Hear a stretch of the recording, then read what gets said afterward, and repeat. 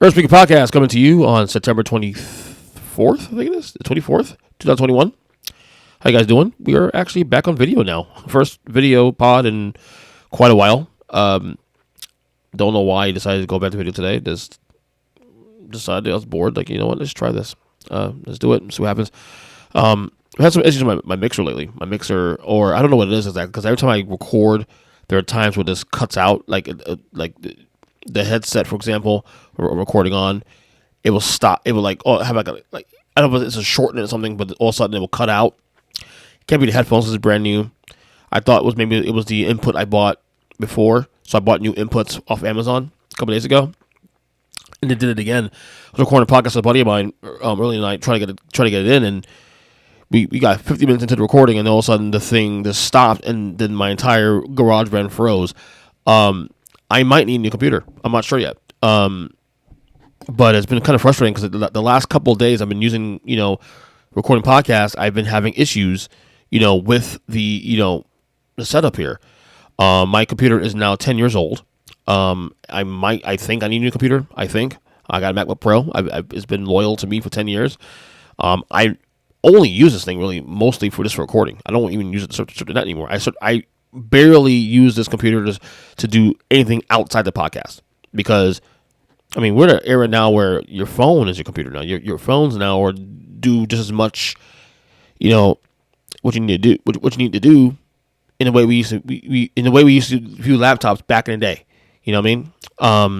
But my buddy of mine was telling me that maybe I should wait and maybe try to get a new SSD card, and that might change things. Apparently he had a computer, a MacBook Pro just like mine, almost as long as me, and he had issues with the computer. And then once he changed the SSD card, it actually improved the performance of the computer. So I'm looking at that. We'll see. I'd rather not spend some amount of dollars on the computer. First off, MacBook Pros, for example, are a lot of money. This machine cost me well over $1,000. I think at the time it was like $1,300 back in 2011. And I'm not going to buy another machine like this for that kind of money, because different times now. When I bought this MacBook back in 2011, I didn't have kids. I just got married and have kids, so it was just me and everybody else, So, but we'll see how it goes. Whether or not it's something that I need to look into in the future. But other than that, that's pretty much the only frustrating thing going on here. I'm really tired. Number one, I got from work a couple hours ago, and had spent a good hour and a half trying to get this podcast going with my buddy Mark. We'll try to get to it hopefully tomorrow or later in the week. We'll see what happens. So, couple of things I want to talk about here in the podcast. First off, I have an announcement to make, if anything. So what we're going to do on this show once a week, starting this Wednesday, we're going to start doing a weekly football podcast called, I'm calling it Football Is Awesome. It's very creative, right? Very cute, I guess, I want to call it. And the reason I'm doing this is because, as you guys know, I love sports and all that. And I've been really excited about football this year, especially. We're 3 weeks into the season now, the NFL season anyway, too. And you got obviously 4 weeks into college football. And we've been doing, obviously, if you notice the last couple weeks on the show, on the feed, you'll see my buddy Zach and I, we continue, every year we do our picks, get the spread. And then this week we started doing, adding my buddy Mike, who also hosts the Take the Rest of the podcast with me. Him and I have been doing the power rankings every week. So it got me thinking, we got all this content coming into this podcast. We got so much content: football, sports, first of all, pro wrestling, sometimes politics, you name it, pop culture. And I got a lot of podcasts scheduled this week alone, in addition to my own solo stuff that I do like right now. So what I was thinking about doing is what we should do is just have this one podcast daily, a weekly podcast, like different segments, and just take my buddy Zach segment, take my buddy Mike segment, do another segment there, and just make one, and I also do picks of the week as well too. So, and just have one long episode, which will be audio only, just for the record, although it'll be on YouTube, but it'll be audio only, and just make one large episode, an hour or so, with all those things into one episode and then put it out to the masses.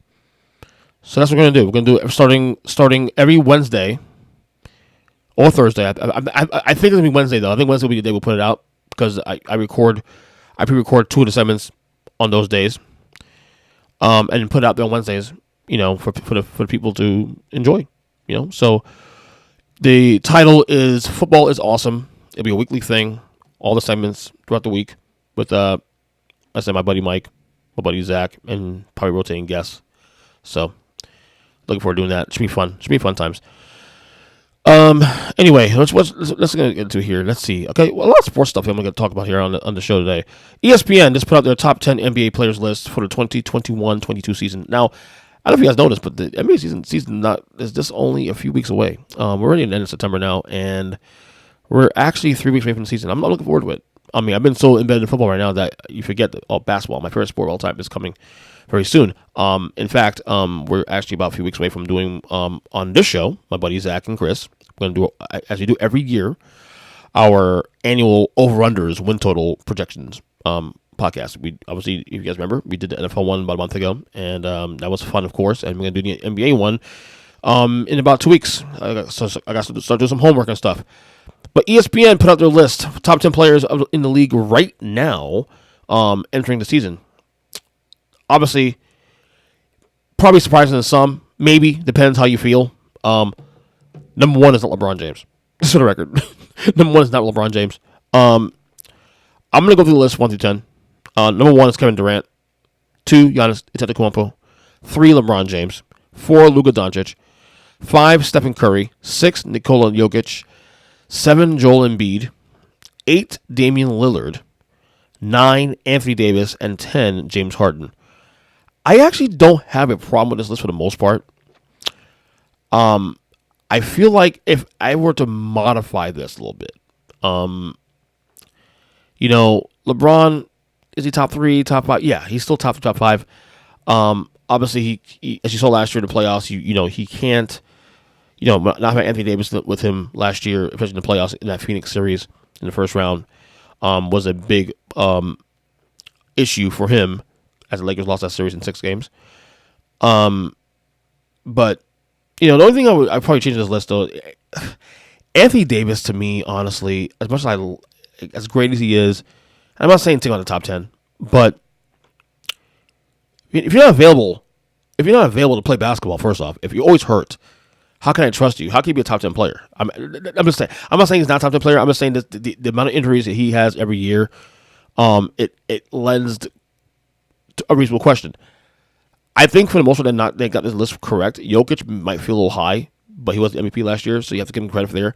I do think, honestly, I do think, if you ask me, Anthony Davis better than Jokic, but of course, availability matters. I think they nailed this list, honestly. I think they nailed this list. And I think it goes back to what I was saying during the year, a couple months ago when the season was ending, during the playoffs, and you can argue, really, 7, 8 of these guys on this list here can be considered, I'm not saying it is the fact, but can be considered the best player in basketball. You can make an argument for that. I'm not saying it is the case, but you can make an argument for that. And so, again, we're in a place now where we no longer have a clear-cut best player in the league. Like, Kevin Durant is number 1, and I probably agree with that too. And I think I even did a small podcast on that a couple months ago. But the thing is, even though we'll say Durant, because of the fact that he's had a lot of health issues throughout the years, even last year too, missing time, that kind of knocks him a peg a little bit. But I don't have the problem with Kevin Durant being number 1. But, ESPN they got the list right for the most part. I have no problem with this list, honestly. I mean, you can tinker, who is literally too high by 1 spot, but it's a game of inches at this point now. I mean, this basically what we know here for the first time in about 12 years, probably 12 years, LeBron James is no longer the clear-cut best player in the league anymore. We're at that point now. Like, you make a case for about 8 of these guys, and I would say there's a case to be made for that. Luka Doncic, make a case to be made for that. Steph Curry, Embiid, James Harden, the guys of that nature. Giannis, which won the title this year. You can all make a case for that, and it would not sound foolish. You can make a case for that, and it would not sound silly. So, anyway, speaking of NBA, The Ben Simmons saga continues. He demands to be traded. He says he will not report to camp. I believe camp is this week. Look, they gotta trade him, right? They have to trade him, I guess. He's not happy in Philly. He does come off weak. Ben Simmons comes off weak in the situation. And he came off weak, obviously, in the series against in the playoffs, and going for that layup in Game 5. Or what was it? Was it Game 7 or Game 5? I can't remember what game it was where he missed. He gave up the shot to possibly win the game for the Sixers or tie the game. I don't know. Ben Simmons, to me, as great as he is, disappointment. Honestly, at the end, I never believed that him and Embiid were the right mix anyway. To be honest with you, I've always said that, that mix was not long for the world. It reminded me of a little bit of Penny Hardaway and Shaquille O'Neal in Orlando. Although that mix from a basketball perspective was actually a great mix, but those guys just, I just didn't see it working out long term, which obviously didn't happen. But does Ben Simmons care about basketball? Honestly, I mean, he seems like a guy that really is not in passionate about basketball, and that's his right, of course. It's his right to do what he wants to do. But it's a sad situation at the end of the day. But he wants to get traded. I mean, the Sixers got to trade him, and his trade capital is low. The Warriors already said that they're not interested in him, although I don't necessarily agree. I don't necessarily believe them. Maybe just them saying that to get his value lowered, to maybe give up less assets to get him. But I still stand firm here that I think Golden State is still the best fit for him. I think if Golden State actually, I think that's the best fit for that team because he feels a big need, defensively speaking, especially too. So, we'll see how it plays out because camp starts next week and preseason starts the week after and the season starts in 3 weeks. And, obviously the Sixers would like to get this deal done. I saw a report today that the Denver Nuggets actually are interested in doing it and making a move. And the Sixers are actually looking to get that, if indeed that is the direction they go in, to moving him to Denver.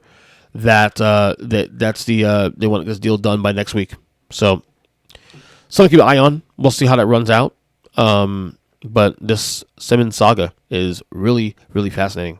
And we'll see how that goes because depending where he goes, this could potentially tilt. Depending on the teams he goes to and whatnot, this could tilt, championship aspirations. For example, if he goes to Denver, for example, and the Nuggets don't give a lot of assets for him, that can be a situation where that could put Denver over the top in the West. I mean, there is no clear-cut best team in the league right now. I mean, I guess you say Brooklyn really in the East, and then the West, I guess the Clippers, I guess Lakers. I don't know, but there's no clear-cut best team in the league right now. Other than maybe the Nets, and that's it. But even that, that's also assuming that those guys stay healthy. Durant and Kyrie and Harden. If they stay healthy, then it's one thing. But anyway. NFL wildcard announcement today, this weekend, NFL wildcard. There will be a wildcard game now on Monday Football. Basically, what's happening now, they're going to have 2 games. It's supposed. So now we have 7 teams. We have 4 games. No, sorry. Last year was the first time we had 7 teams per conference go to the playoffs, and we had 6 games. Normally, before that, it was always 4 games. 4 games, and then 2 on Saturday, 2 on Sunday. Last year we had 3 on Saturday, 3 on Sunday. Now, what they're doing this year is by moving 1 game to Monday Night Football, they're going to have 2 on Saturday, 3 on Sunday, and 1 on Monday.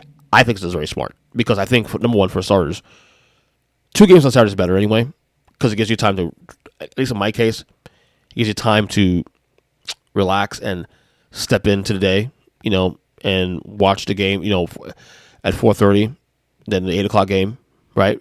Then Sundays, most people are free for the entire day on Sunday. You have the 1 o'clock game, 4 o'clock game, 1 o'clock game, 4 o'clock game, 8 o'clock game on Sunday. And then you have, of course, you'll have now the Monday game, a Monday night game, which is great.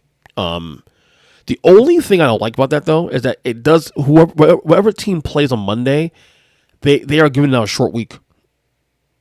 Assuming the team that wins, they lose a day. That's the only bad thing about this, really. But for the viewer like myself and for everybody else, this is a great move. I do like I'm not the biggest. I'm not the biggest. I'm not a Thursday Night Football fan at all. But if you keep things compelled to at least Saturday, Sunday, Monday, I'm okay with that because it's still within 2-3 days of each other. Get space, that kind of thing. I'm okay with that.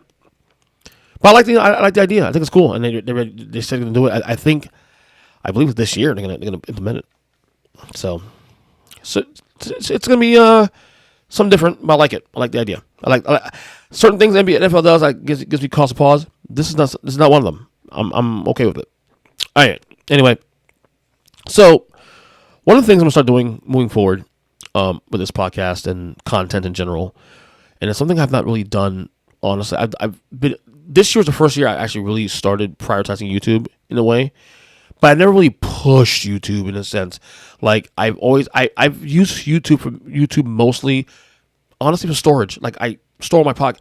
Like so, if you subscribe to this podcast, for example, you'll notice that as time goes on, certain episodes I've done like maybe a year ago, they go away because space. I mean, look, I'm not rich. I'm not gonna pay $30 a month just to store my episodes, especially episodes that aren't really necessarily evergreen either. So what I've started really doing in the last couple of months, and I'm going to probably push you more, is starting to do more content on YouTube, not just with the podcast, but also doing like little videos here and there. I've started doing little things with my kids too. Like I have a little series I started like early in the year, called Conversation with My Sons. I just 2-3 minute videos I do it with my oldest son Eli or my youngest son Logan, and just kind of have like small talk, whatever. It's kind of cool stuff. It's kind of get my feet wet a little bit, but I've never really, as much as YouTube has been a success for many people, and people I talk to and whatnot, I never really actually pushed the YouTube platform for my material in a way I probably should. A lot of times I put the videos. For example, this podcast, I'll put videos of this podcast straight from here to Facebook or straight from here to Instagram or Twitter. Maybe I never really attached YouTube to it, but I think I'm gonna start using YouTube a lot more as a priority, if you will. Lots of stuff on YouTube. I'm right now. I'm only at 53 subscribers because I don't push this stuff. I don't push YouTube. I do know when I do tell people that I have a YouTube page, people do subscribe. But that's so far and few, and I don't really ever push it. But I'm going to start prioritizing it now. I'm going to start doing some more video projects down the line, also too.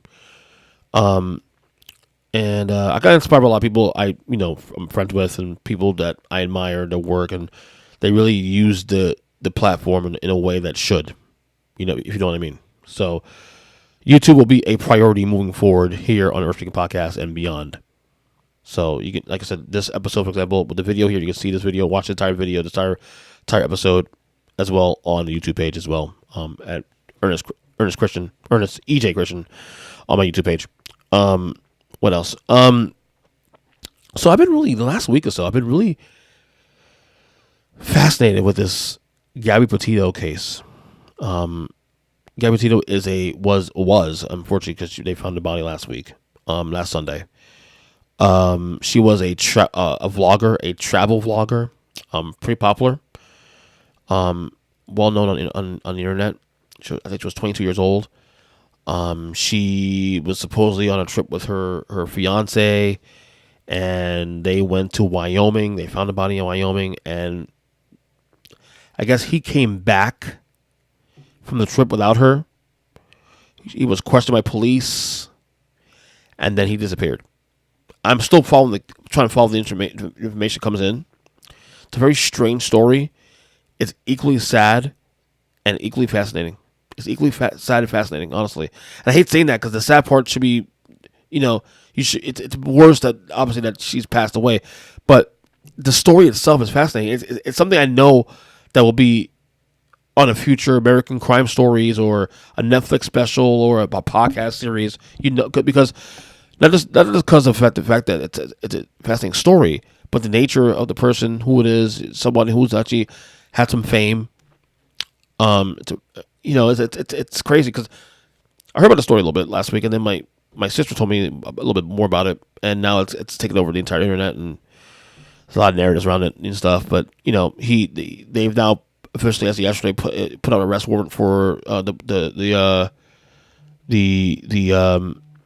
boyfriend or the fiance, and it's a weird story. It's a fascinating story, and it's something that I'm definitely into.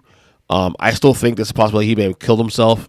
There's some history there, but there was some domestic violence where I think they both hit each other at one point and whatnot.